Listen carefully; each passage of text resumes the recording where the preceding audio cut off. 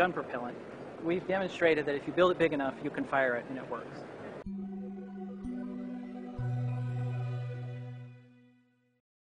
We're here at the Naval S&T Expo displaying the Navy's full-scale railgun prototype.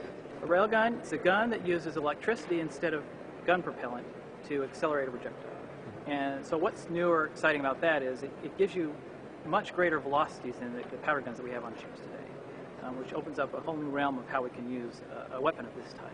If you imagine this armature that's being accelerated down the barrel, it's going from 0 to Mach 6 in 10 milliseconds.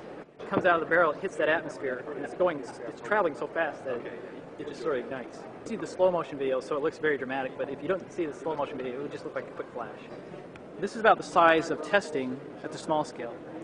As you can see, something this size will go through 6 plates of steel before it finally gets stopped. And if you can see what this does, imagine what something like this is going to do when it gets to its target. In the projectile, there will be a section here that will have the guidance and so that you can steer the projectile. And there will be a section where you have your payload. To fire a railgun, you need pulse power, what we call pulse power. Capacitor-based pulse power, where you can store up the energy and then release it in about 10 milliseconds. Before we got started, the size of the pulse power that would be required to fire a gun this size was about this size, and we've been able to shrink the size of the pulse power for the same amount of energy to fire the gun from this down to this.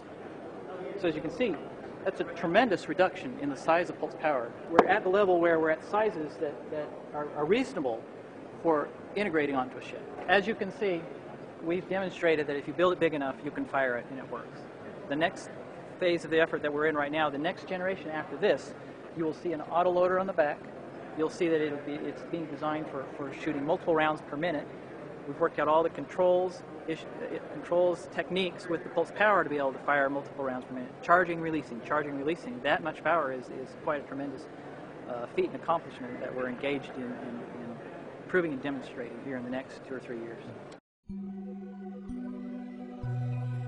We did the calculations and figured out how much energy it takes to fire a railgun. How many jelly donuts would be about the same amount of energy.